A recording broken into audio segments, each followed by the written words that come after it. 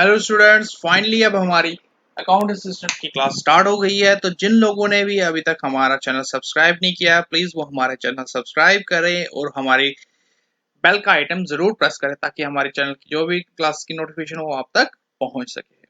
और जो भी हमारी क्लासेस होंगी उनकी पीडीएफ हमारे टेलीग्राम चैनल पे आपको अवेलेबल होंगी, जिसका लिंक आपको डिस्क्रिप्शन में दिया गया है। तो प्लीज उस लिंक को ऐड कीजिए और आज हम स्टार्ट करते हैं अपनी पहली क्लास।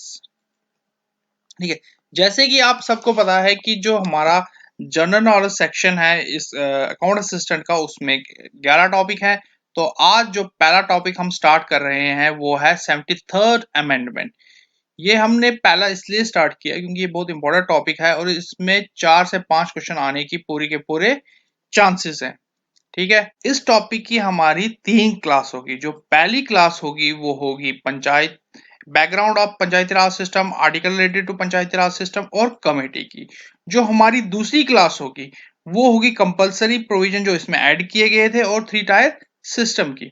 और जो हमारी तीसरी क्लास होगी वो होगी इस पूरे टॉपिक के जितने भी एमसीक्यूज बनते हैं, जो मोस्ट इंपॉर्टेंट एमसीक्यूज बनते हैं, उसकी क्लास होगी।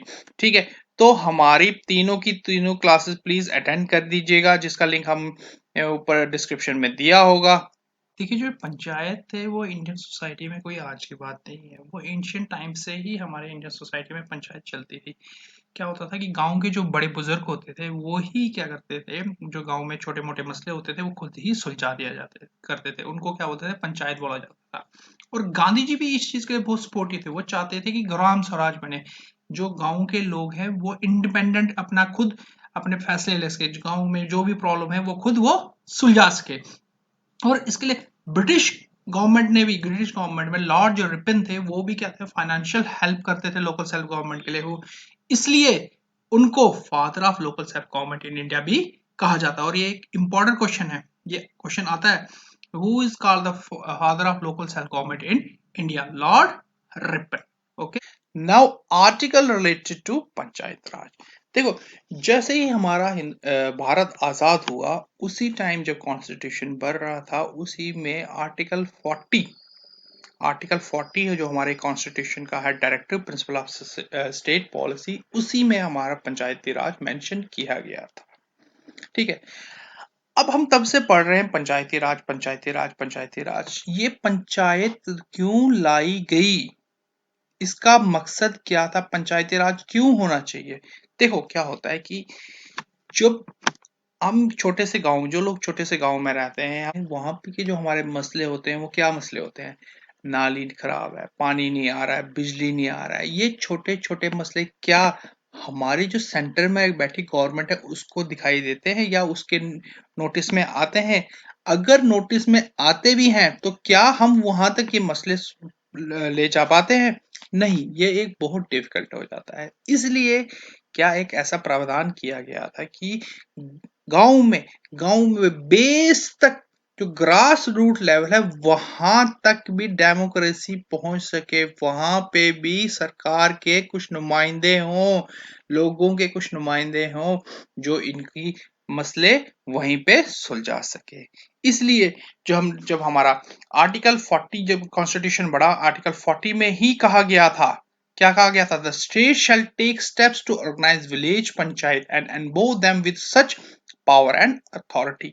कि स्टेट्स को क्या विलेज पंचायत ऑर्गेनाइज करनी पड़ेगी और उनको पावर और अथॉरिटी देनी पड़ेगी। जैसे कि आपको सबको पता है कि डायरेक्टिव प्रिंसिपल्स जो होते हैं they are not bound to state and centre. उनके ये कंपलसरी नहीं होता है कि इनको फॉलो करना ही करना है। इसलिए क्या होता है कि जब ये अमेंडमेंट हुई उससे पहले तक क्या होता था, जो पंचायती राज सिस्टम होता था उसको बहुत लाइटली लिया जाता था। Lightly in sense they don't have any constitutional power. उनके जो कॉन्स्टिट्यूशनल पावर नहीं थी उनके पास, वो कोई भी डिसीजन नहीं ले सकते थे। अगर ले भी सकते थे तो उनके पास फुल पावर नहीं थी, उनको फाइनेंशियल सोर्स नहीं था। इसलिए क्या किया गया, अमेंडमेंट की गई। क्या कहेगी? अमेंडमेंट 92 में इसकी अमेंडमेंट की गई, जिसका नाम क्या दिया गया था, 73rd अमेंडमेंट। उस अमेंडमेंट से क्या हुआ, पार्ट नाइन्थ इंडियन कॉन्स्टिट्यूशन में ऐड किया गया, जिसका नाम था पंचायत। और इसके प्रोविजन आर्टिकल कहां से कहां थे? आर्टिकल 243 से लेकर 243 ओ तक आर्टिकल थे, ठीक है।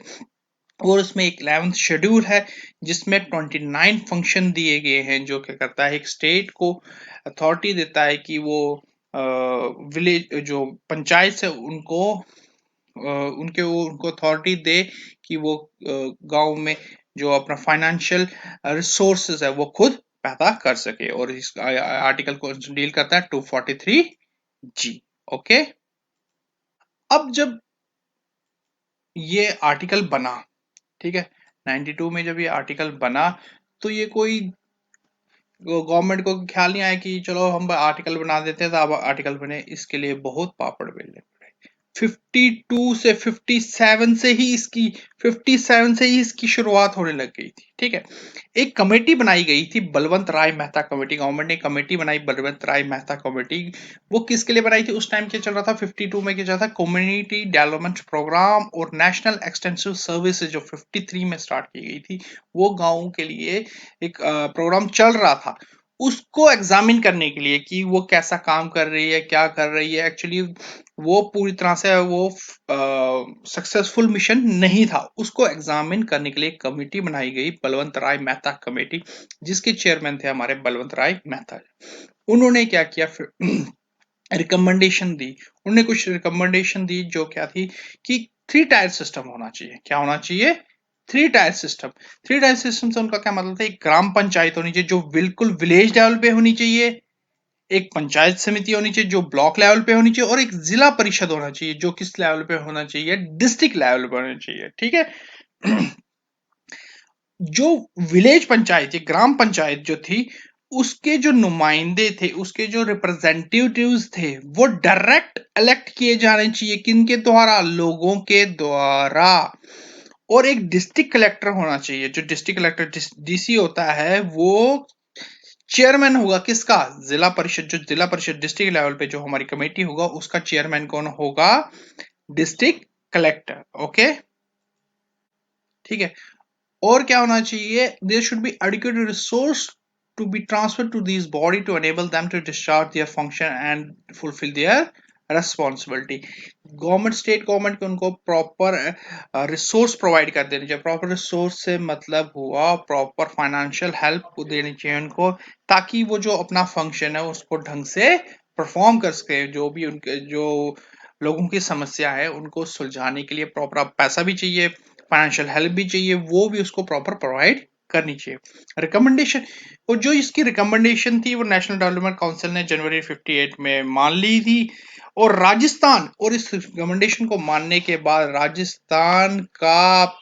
राजस्थान पहला स्टेट बना जिसने 2 अक्टूबर 1959, जिसमें गांधी जयंती भी होती है, उस दिन नागौर डिस्ट्रिक्ट में पंचायती राज एक्सेप्ट पंचायती राज स्टार्ट किया था। और उसके बाद आंध्र प्रदेश दूसरी स्टेट बनी जिसने ये स्टार्ट किया था। ये भी एक इंपॉर्टेंट, बहुत इंपॉर्टेंट क्वेश्चन आता है कि which states in which state Panchayati raj system started, तो हमारा आंसर होगा राजस्थान। और ये क्वेश्चन भी आता है कि कब स्टार्ट हुआ था, हम लिखेंगे 2 अक्टूबर 1959। और कौन सी डिस्ट्रिक्ट में?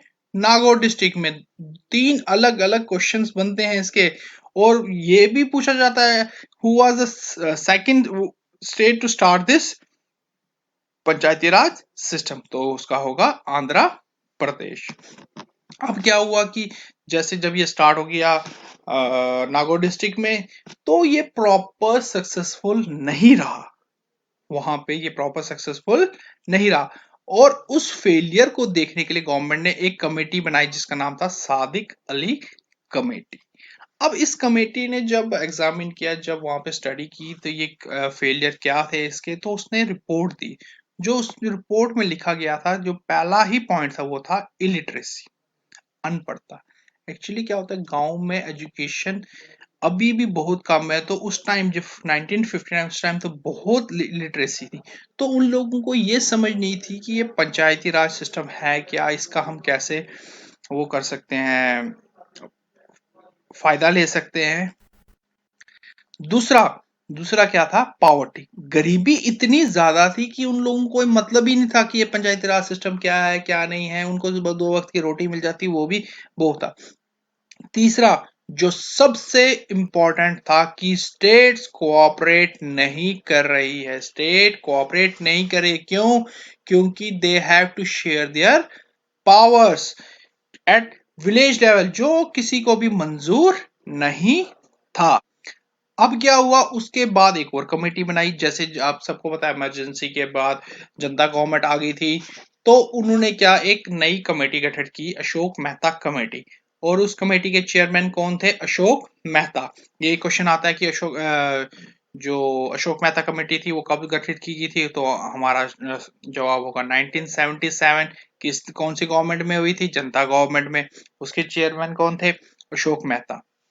तो उन्होंने क्या किया, 78 में अपनी रिपोर्ट सबमिट करा दी। और उन्होंने क्या किया, 132 रिकमेंडेशन थी। उन्होंने इसमें क्या कहा कि ये 2 टायर सिस्टम होना चाहिए, इंस्टेड ऑफ 3 टायर सिस्टम। एक जिला परिषद जो डिस्ट्रिक्ट लेवल पे होगा, एक मंडल पंचायत जो क्या होगी, consisting of villages which have 15 to 20,000 people in it. जिला परिषद जो होगी वो एग्जीक्यूटिव बॉडी होगी, और जो भी प्लानिंग बनाई जाएगी डिस्ट्रिक्ट में उसको एग्जीक्यूट कौन करेगी? जिला परिषद ही करवाएगी। There should be an official participation of political parties at all level of panchayat election. उसमें ये कहा गया, एक बहुत इंपॉर्टेंट चीज ये कही कि पहले क्या होती थी कि political parties they are not involve in this elections. इसमें यह कहा गया कि जो पॉलिटिकल पार्टीज होंगी वो पूरी इन्वॉल्व होंगी इलेक्शंस में, जो पंचायत के इलेक्शंस होंगे उनमें। Panchayati Raj institution should be compulsory, should have compulsory power of taxation to mobilize their own resource। जो पंचायती राज इंस्टीट्यूशन, जो पंचायत होंगी, उनके पास पावर होगी कि वो टैक्सेस लगाएंगे अलग अलग चीजों पे। जैसे गवर्नमेंट टैक्स लगाता है वैसे ही पंचायत टैक्स लगाएगी गाँव पे, डिस्ट्रिक्ट में, ताकि वो अपने रिसोर्स खुद डेवलप कर सके। रिसोर्स इन सेंस की फाइनेंशियल रिसोर्स, और जो रिसोर्स को वो खुद डेवलप कर सके। The chief electoral officer of the state, in consultation with chief election commissioner, should organize and conduct panchayat Raj election। एक chief electoral officer होना चाहिए स्टेट का, जो क्या करेगा, पंचायत के जो इलेक्शन कंडक्ट करवाएगा, ताकि फेयर मीन ऑफ इलेक्शन हो। Seat for SC/ST should be reserved on the basis of their population. जैसे MLA MPs के जब इलेक्शन होते हैं तो उसमें क्या होता है कि SC/STs के लिए depending on their population seat reserve की जाती है। तो इसमें कहा गया कि जैसे वहां रिजर्व की जाती है सीट, यहाँ भी जिला लेवल पे सॉरी पंचायत लेवल पे, विलेज लेवल पे क्या होंगे, उनके लिए सीट रिजर्व की जाएंगी। लेकिन due to the collapse of the government no action could be taken. जैसे आप सबको पता है कि जनता गवर्नमेंट कोलैप्स हो गई थी, इसकी वजह से क्या हो गया, इस जो इसकी रिकमेंडेशन थी जनता को, जो इसकी रिकमेंडेशन थी वो एक्सेप्ट नहीं की गई, वो उसके साथ ही बंद हो गई।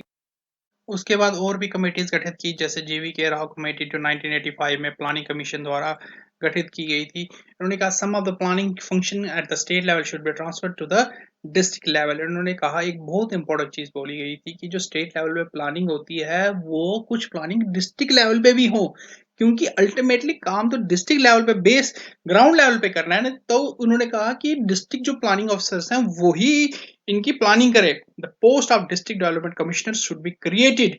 ये एक बहुत इंपॉर्टेंट चीज थी कि DC डिस्ट्रिक्ट डिस्ट्रिक्ट कमिश्नर और डिस्ट्रिक्ट डेवलपमेंट कमिश्नर एक अलग अलग पोस्ट क्रिएट की जाए, ताकि जो डिस्ट्रिक्ट डेवलपमेंट कमिश्नर हो वो सिर्फ डेवलपमेंट के काम देखे। कहाँ? जिला लेवल पे, डिस्ट्रिक्ट लेवल पे।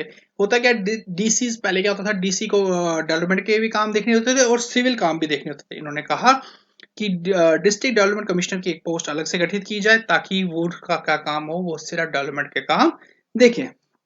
एक और इंपॉर्टेंट चीज इन्होंने बोली थी, election to the panchayat raj institution should be held regularly. ये बोला कि जैसे कि MPs के MLAs के इलेक्शन रेगुलरली होते हैं, उसी से तो फायदा, जब इलेक्शन होंगे तभी कमेटी गठित की जाएगी, तभी पंचायत लेवल पे मेंबर्स होंगे, जिला लेवल पे मेंबर्स होंगे, विलेज लेवल पे मेंबर्स होंगे, तभी तो काम होगा। इन्होंने कहा कि जो पंचायत के इलेक्शन है वो रेगुलरली बेसिस पे होने चाहिए। उसके बाद आई हमारी एक और कमेटी जिसका नाम था LM सिंघवी कमेटी 86 में। ये राजीव गांधी जी ने गठित की थी। एक चीज जो सबसे इंपॉर्टेंट चीज थी राजीव गांधी जी ने जो नोटिस की कि ये जो पहली कमेटीज थी उसमें तो बातें सारी ठीक हो रही थी, लेकिन जो एक सबसे इंपॉर्टेंट बात की कॉन्स्टिट्यूशनल रिकॉग्नाइजेशन ही नहीं हो रही थी। जब तक नहीं कॉन्स्टिट्यूशनल रिकॉग्नाइजेशन होगी तब तक वो मेंबर्स क्या करेंगे, उनके पास अथॉरिटी, पूरी अथॉरिटी तो होनी चाहिए, कॉन्स्टिट्यूशनल अथॉरिटी होनी चाहिए। इसलिए उन्होंने कहा, जो पहला ही पॉइंट था उनका था, panchayat raj institution should be constitutionally recognise, nyaya panchayat should be established for a cluster of village. Nyaya panchayat होनी चाहिए अलग अलग विलेज के लिए, न्याय पंचायत होनी चाहिए ताकि उनके केसेस वहीं पे सुलझा सके। Judicial tribunal should be establish in each state, हर एक स्टेट में जुडिशियल ट्रिब्यूनल होना चाहिए ताकि एक स्टेट के मसले वहीं पे सुलझा सके। फिर क्या हुआ, राजीव गांधी ने जो उनके सुझाव थे एलएम कमेटी के, वो सुझाव माने और एक पेश किया, कहा, पार्लियामेंट में, जिसका नाम था 64th amendment of constitution PRI. ये बिल लोकसभा में तो पास हो गया, लेकिन राज्यसभा ने इसको अप्रूव नहीं किया, अपोजिशन ने इसको क्या कर दिया, अपोज कर दिया, और ये बिल लटक गया। वीपी सिंह जी की गवर्नमेंट आई, उन्होंने इसको सीरियसली लिया और उन्होंने क्या किया, पीआरआई को, पंचायती राज इंस्टीट्यूशन को स्ट्रेंथन करने के लिए क्या किया, 2 दिन की सीएम की बैठक बुलाई, कॉन्फ्रेंस की गई इनकी चेयरमैनशिप में। वहां पे बोला गया कि कैसे हमें क्या क्या करना चाहिए, और ये बिल इंट्रोड्यूस किया 1990 में। लेकिन जैसे आप सबको पता है कि वीपी सिंह की गवर्नमेंट भी गिर गई, और उनकी गवर्नमेंट गिरने के साथ ये बिल भी लैप्स हो गया। उसके बाद आए हमारे नरसिम्हा राव जी, उन्होंने क्या कर दिया, उन्होंने बहुत चालाकी से बिल में थोड़ी मॉडिफिकेशन लाई, जो कंट्रोवर्शियल एस्पेक्ट्स थे उनको डिलीट कर दिया, और क्या हुआ, बिल फाइनली पास हो गया 1992 में। जो 73rd अमेंडमेंट, कॉन्स्टिट्यूशन अमेंडमेंट के से क्या हो गया, हमारा बिल पास हो गया, और बिल फोर्स कब हुआ, 29 अप्रैल 1993। ये क्वेश्चन आता है कि बिल कब पारित हुआ, पास हुआ 1992 as a 73rd constitutional amendment, और फोर्स कब हुआ, कब लागू हुआ, 29 अप्रैल 1993। अगर हमारी ये लेक्चर आपको पसंद आए तो प्लीज इसको लाइक करें, इसको सब्सक्राइब करो, ज्यादा से ज्यादा शेयर करें, और हमारी हमारा दूसरा लेक्चर है उसको जरूर देखना। Okay, thank you.